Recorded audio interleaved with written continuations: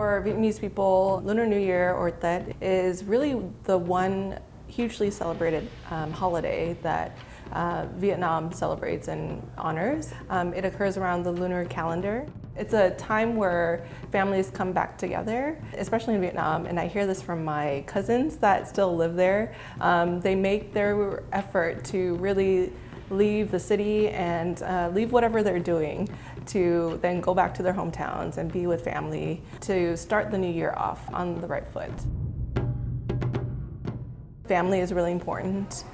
Even like red and gold are still very prominent colors for New Year's. We usually focus on bringing everything that will elevate our luck for the new year. Of course, there's things like clean the house before New Year's because you want to step into the new year with new clothes, bringing in good energy. Preparing lots of food, abundance food is really important. There's lì xì, which is the red envelope, where it's usually the elders giving to the younger generation. It's not just about the money. And you have to do a greeting or like say something in order to receive the red envelope, or else you won't, or they'll be really hard on you if you don't learn how to say it correctly in Vietnamese. There are definitely a lot of similarities between Chinese and Vietnamese New Year. For Vietnamese, there's just like small differences. One that most people know about is the zodiac.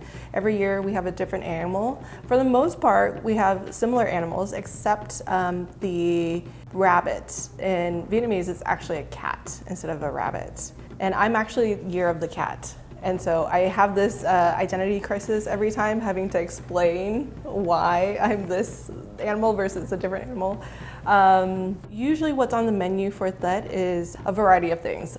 Typically there's usually sticky rice, and we have both like the long log sticky rice, but also the square sticky rice. And I think the square one is more known in Vietnamese culture.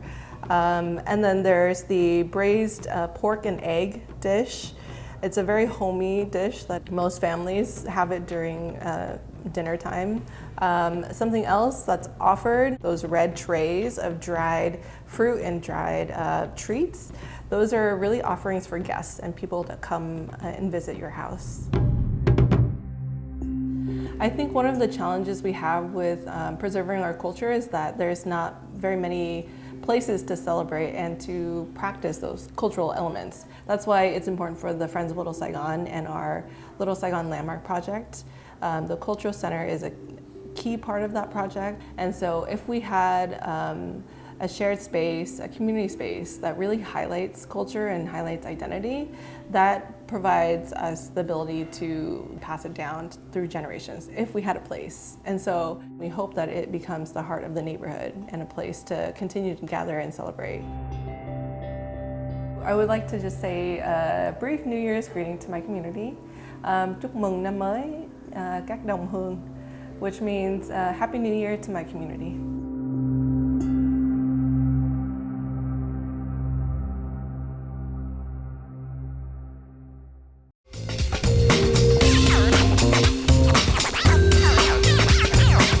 Watch City Stream Tuesday nights at 7 on the Seattle Channel, or find us anytime online at seattlechannel.org.